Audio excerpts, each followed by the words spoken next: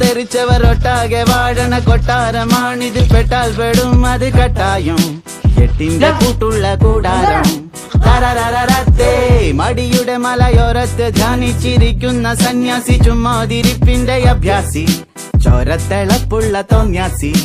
തരരരരത്ത ഗമയുടെ കില്ലാടിയാ, ഇല്ലായ്മയിൽ താരാളിയാ, കുടിവലിയുന്മാതിയാ, കുന്നായ്മയിൽ കൂട്ടാളിയാ.